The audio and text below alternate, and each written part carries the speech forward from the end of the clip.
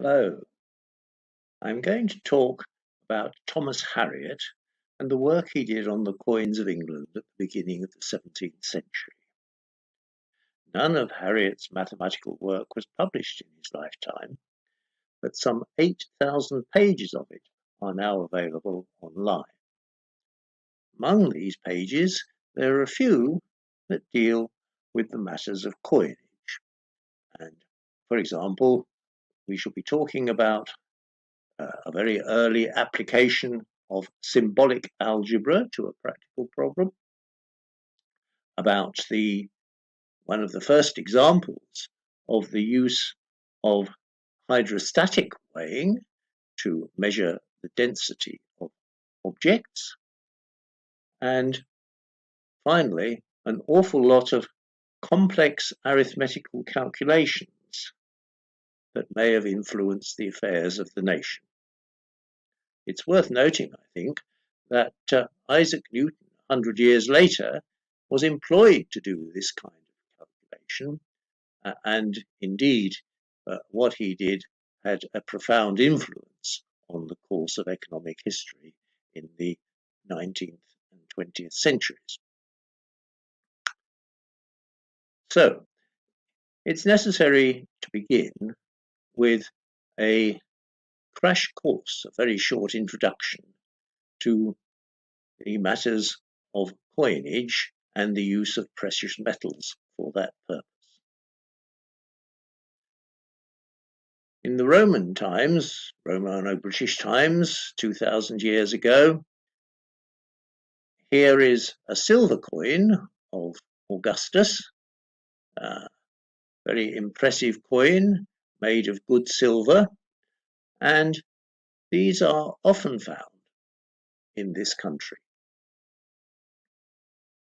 However, many of the denarii that are found in this country are not made of pure silver like the Augustus coin that we saw. Over the next 200 years or so after Augustus, the denarius was gradually debased, and eventually it became a coin essentially made of copper, occasionally with a rather pathetic attempt to make it look like silver by having a sort of silver coating. The Romans were able to make these debased denarii serve the purposes for which they wished them to be used in trade and so on, because of their absolute power at that time. But over the next 1,000 years, matters became very much more complicated. Many countries, nations, began minting their own silver coins, and these were of varying degrees of purity. Fortunately, however, by the 1200s, there were mathematical methods available which enabled these problems to be coped with. And so we find the classic book of Leonardo of Pisa, Fibonacci, the Liber Abaci, first written in 1202, contains a tremendous amount of material on the fineness, purity that is, of silver coins and the calculations that are required when these problems have to be dealt with. Here is one example from the English translation by Sigler. I'm not going to go through this particular one because I'm actually going to give you a much simpler version in a few minutes. But it's obviously important to notice that Fibonacci was using, first of all, the Hindu Arabic numerals, and secondly, of course, the method of calculating with them by what we might call pen reckoning. In other words, writing down the figures and rubbing them out and moving them around, rather than just the counters on a board, which had been the classic method of dealing with arithmetical calculations. So coming back to England, by the end of the 13th century, the English had already decided that their coinage was going to be good silver. In fact, it was going to be the sterling standard, which was very close to, if not exactly the same as, what we now call sterling silver, which is 92.5% pure silver.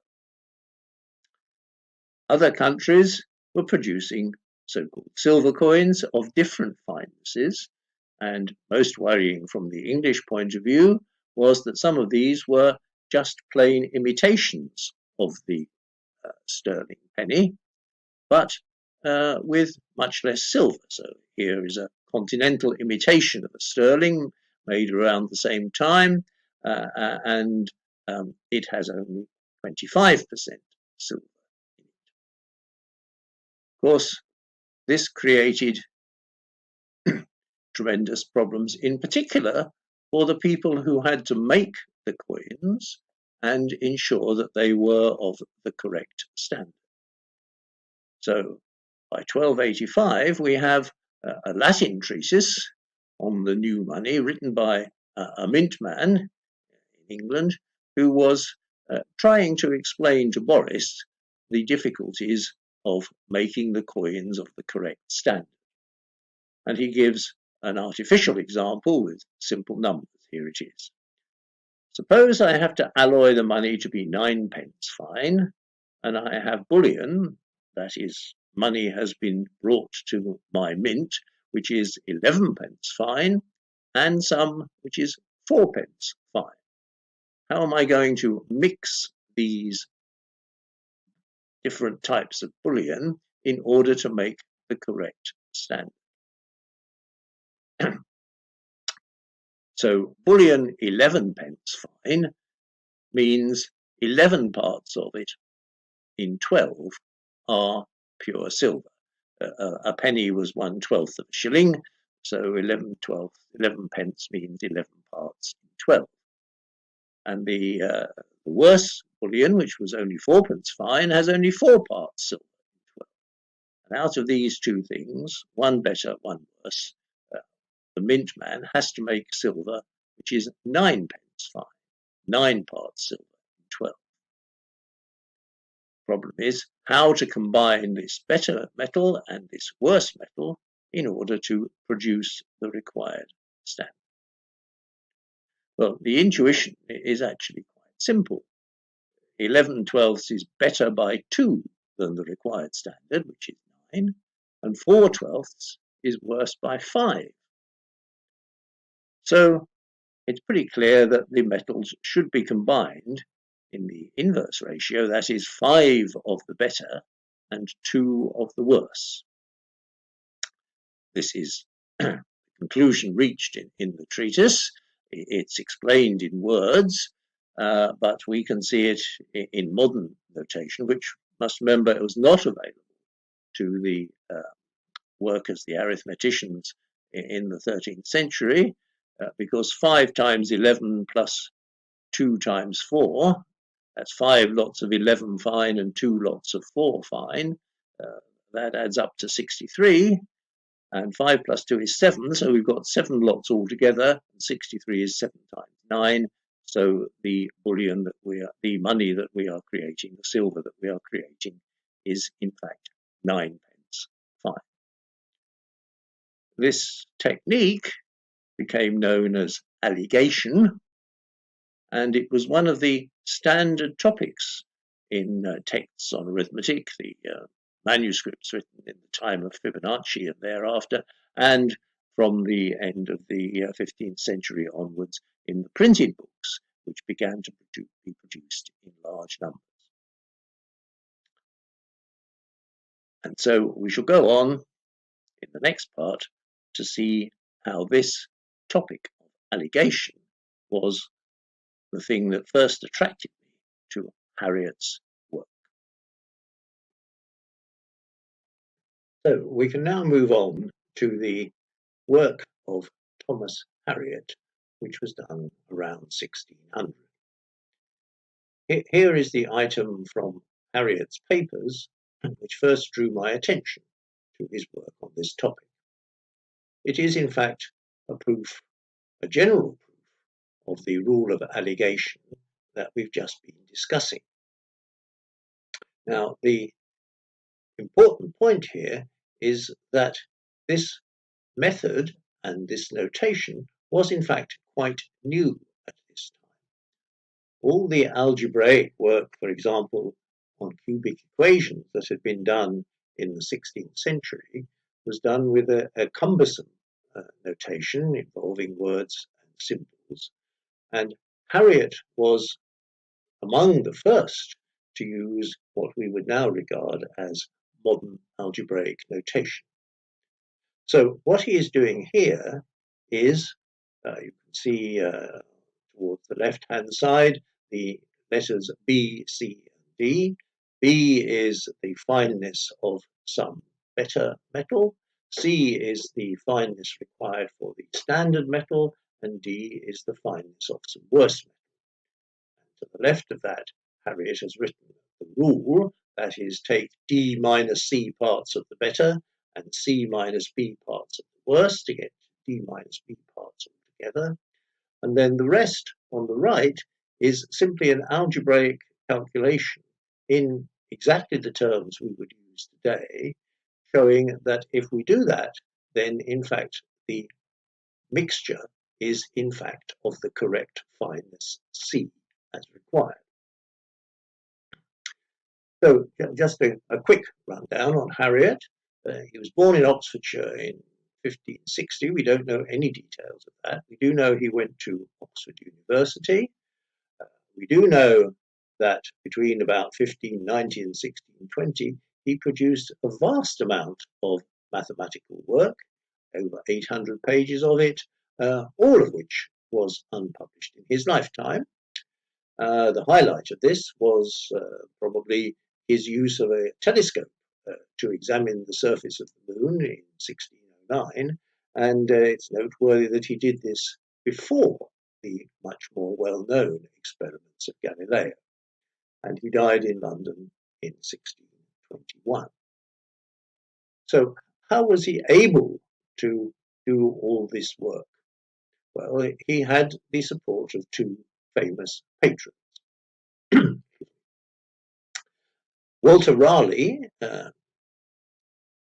had recruited Harriot for one of his voyages to the New World because he required expert assistance with the navigation.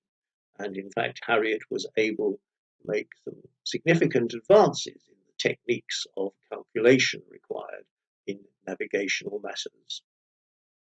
Harriot remained in touch with Raleigh, but he was lucky enough to be taken on by Henry Percy, 9th Earl of Northumberland, who had a large estate in West London, Sion House, and he installed Harriot there in a comfortable house where he was able to carry out his mathematical and scientific work without any external pressures.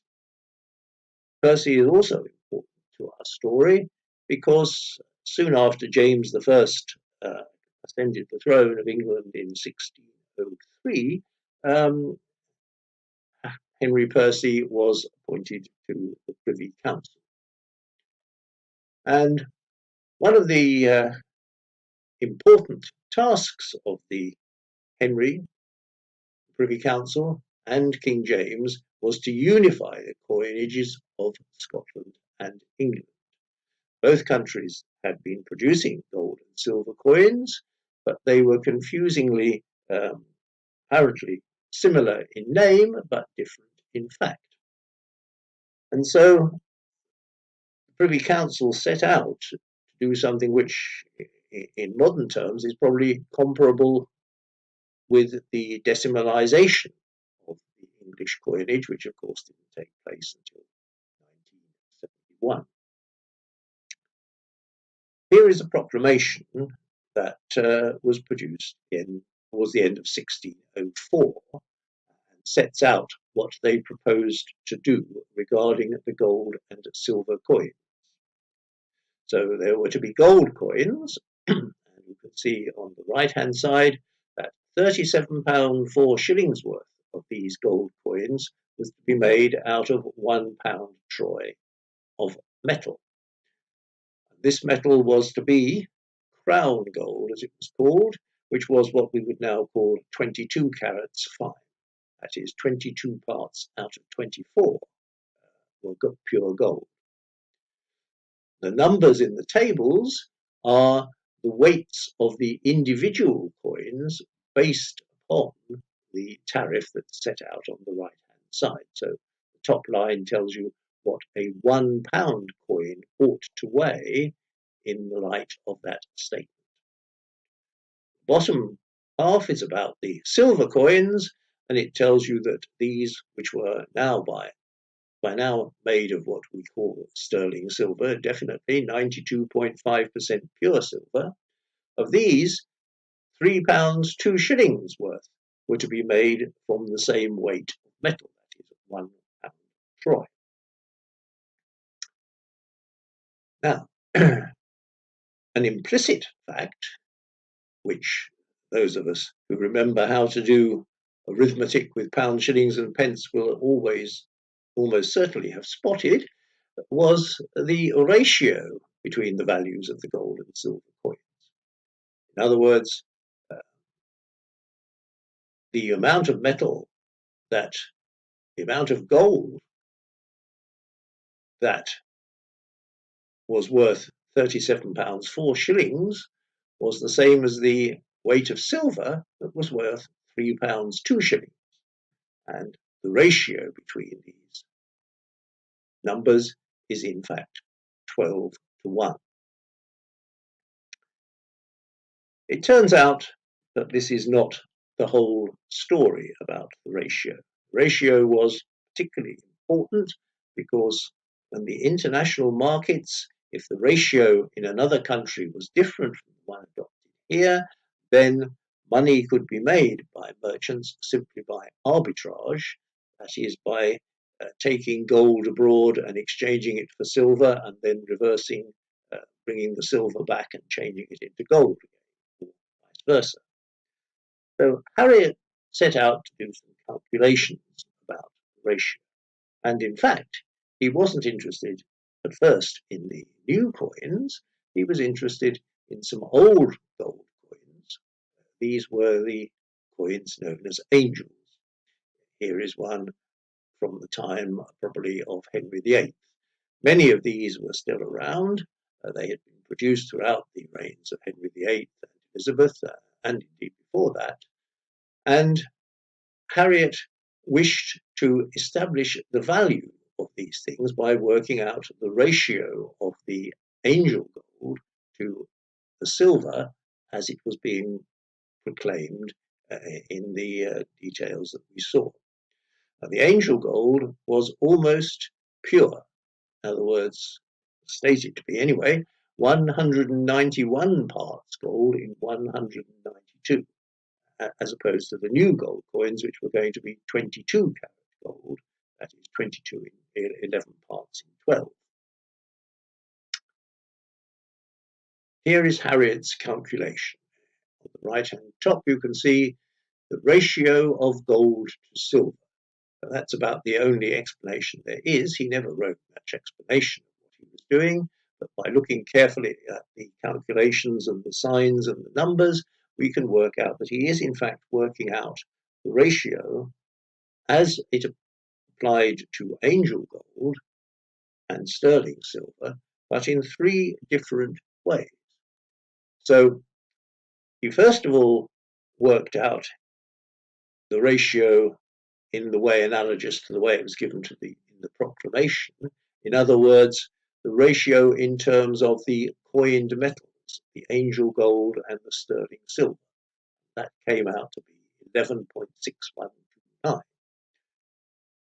He then went on to a fact that was more pertinent to the international markets, and that was not the alloy metals as they appeared in the coins, but the pure gold and the pure silver. So if the alloys were to be reckoned as of no value, that is, if the additional metals in the coins were to be disregarded, and we just worked with the ratio of pure gold to pure silver, we actually get a ratio of 10.7981. And even more tricky, he also did the calculation saying, well, that's all very well, but actually the silver, the gold coins, the alloy is actually silver in those. If we are regarding silver as a metal of value, we ought to reckon for that the silver in the gold as well. In fact, it makes very little difference, as you can see, and that, of course, because the angel gold was, in fact, almost pure gold. So why would Harriot have done these calculations? Almost certainly, he was asked to do so by Henry Percy for two possible reasons. One would be that Percy was a wealthy landowner and would have had a number of gold coins in his treasury, many of them the old angels which had been coined in the time of Elizabeth. Another more general interest would have been that as a member of the Privy Council, Percy would have been keen to know what should be proclaimed as the value of angel gold when and if any more angels were to be produced. In fact, it took quite a long time before such a proclamation was actually made, and the new angels, when they did appear, though there were relatively few of them, they were actually coined at a different value to the earlier ones. All these calculations were based on official data about the fineness of the coins. But Harriot also had reasons for looking at the facts more carefully, and he began to conduct his own experiments. And here we have an innovation in that he used the hydrostatic method. The hydrostatic idea, of course, goes back to Archimedes, but in fact the use of the principle for the numerical evaluation of the density of substances was relatively recent. And Harriot's papers contain a large number of notes of various publications from the last part of the 16th century, where scholars around the world had been starting to do estimations of specific gravity, as we should call it, using the hydrostatic method. Also, there is this little picture of a balance, which is intended to show a mechanism for weighing objects, not just coins, of course, any objects, both in air and then in water. So the details are best explained by looking at one of Harriot's experiments. He did a very large number of experiments of this kind. They're all a terrible mess and a scrawl, so I made a transcript of this one. In the top line, you will see in air, and then a symbol which is the symbol for gold. So in fact, we can deduce from other scrawl that he was weighing 18 angels in air. Alongside that, there is a list of weights which he's used to balance those. And reducing the answer to grains, the total comes out to be 1408.5 grains. He then repeated the experiment, weighing the same parcel of gold in water, and gets a lesser value, 1329.5. So the difference is 79. And the numerical form of Archimedes' principle tells us that this is, in fact, the weight of the water that has been displaced by the gold. So from that, we can deduce, Harriot did deduce, the specific gravity, as we should call it, the relative density of gold in terms of that of water. So the ratio in that column at the bottom there 79 grains of water occupy the same volume as 1408.5 grains of gold. And he then transforms that into taking the base as 1000 for water. Harriot did many experiments of this kind, and he also did some more tricky experiments. Here is the transcript of one of them. This is actually about trying to determine the specific gravity of the alloy in the coins, and the details are quite tricky, and I'm going to leave that there and refer you to the transcript of the talk. So we can now move on to the aftermath of this work and how it affected the fate of Harriot's unpublished papers and his reputation in the years to come. Harriot's situation, supported by his patrons, was in many ways ideal, but it did have its drawbacks. Walter Raleigh had always had a difficult relationship with Queen Elizabeth, and when King James came to the throne in 1603, he lost little time in having Raleigh arrested, put on trial, and condemned to death. King James magnanimously suspended the sentence, but nevertheless Raleigh was confined in the Tower for many years. This affair had a serious effect on Harriot because at the trial he was blamed for being a malign influence on Raleigh. But worse was to come, because towards the end of 1605, Guy Fawkes conceived the idea that it would be a good idea to blow up Parliament and the King and all the members of Parliament in it. The plot failed at the last moment, but it turned out that one of Guy Fawkes' fellow conspirators was Thomas Percy. This Thomas Percy was a relation of Henry Percy, Harriot's patron, and worse still, he had visited Henry Percy at Sion House on the day before the November plot. So Henry Percy and Harriot were taken off to the Tower, and Percy was interrogated at great length.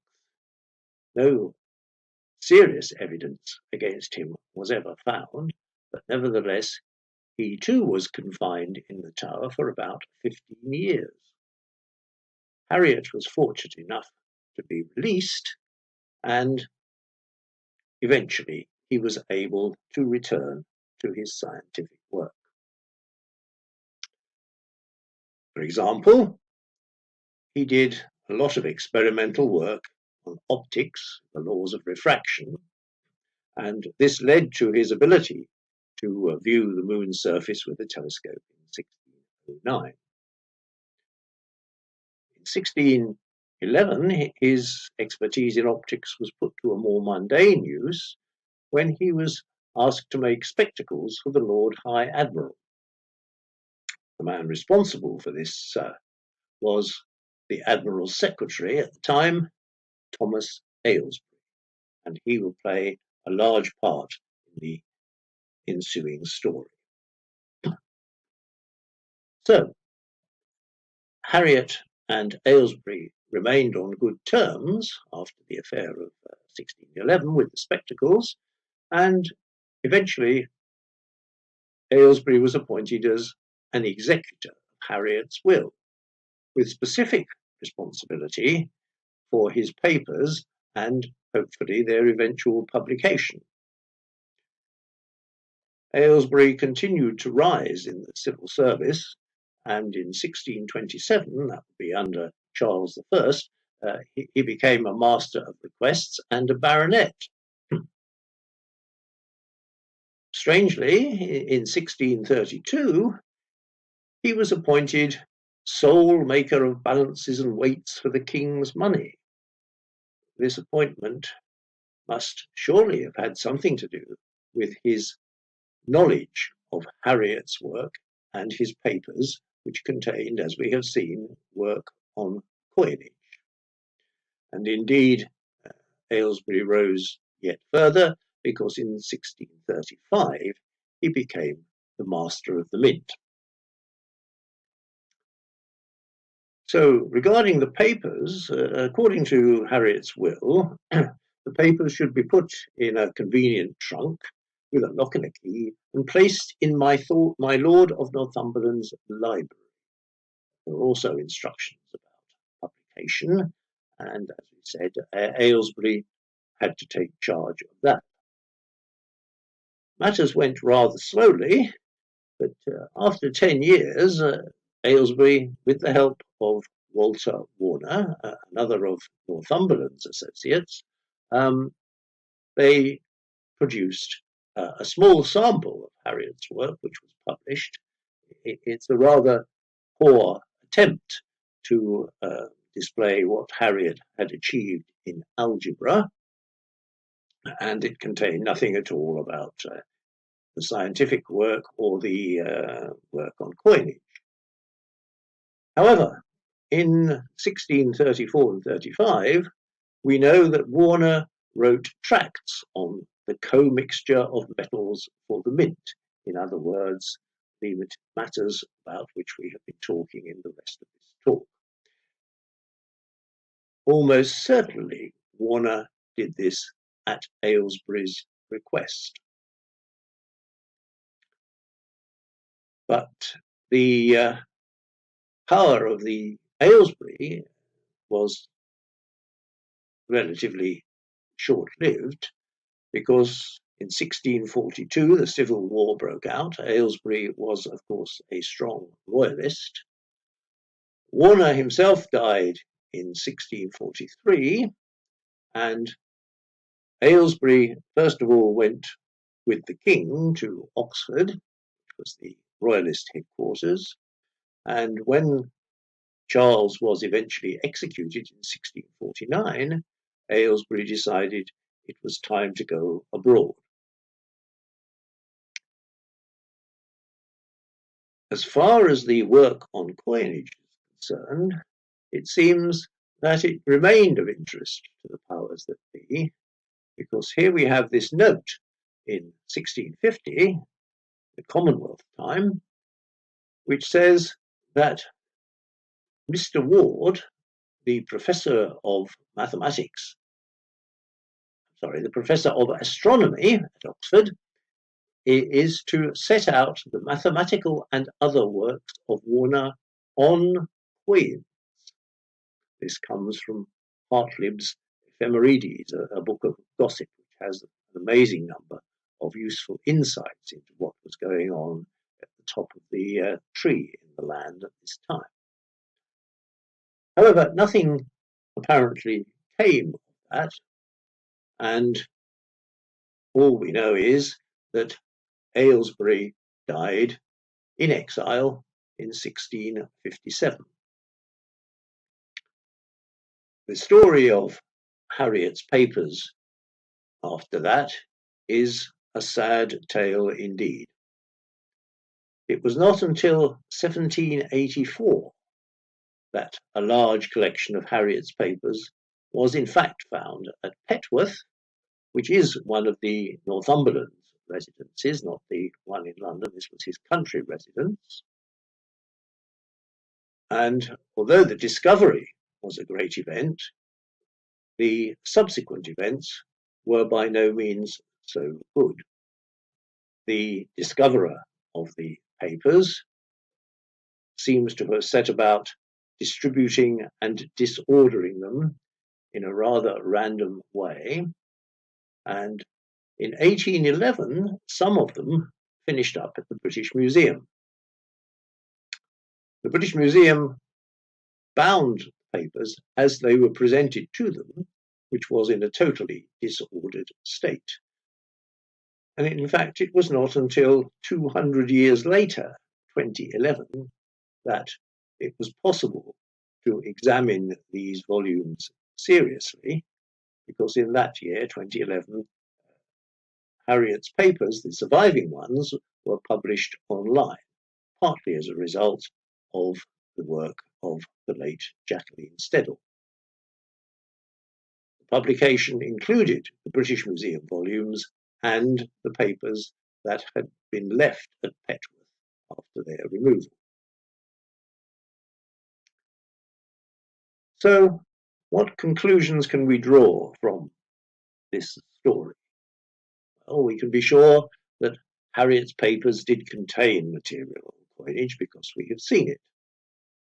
We know that some of this material survived, and it seems likely that there may have been more papers that were used by Warner, perhaps taken by Aylesbury when he went abroad, and have totally vanished. Aylesbury certainly had access to and was in fact in charge of all Harriot's papers as a result of the wishes expressed in Harriot's will. We also know that the papers were regarded as important for the work on coinage, as well as the mathematical and scientific work contained in them. The Royal Society had tried hard in the 1670s to locate papers, but they were totally unsuccessful at that time. And as I said, it was over 100 years later before the box of papers was actually discovered at Petworth.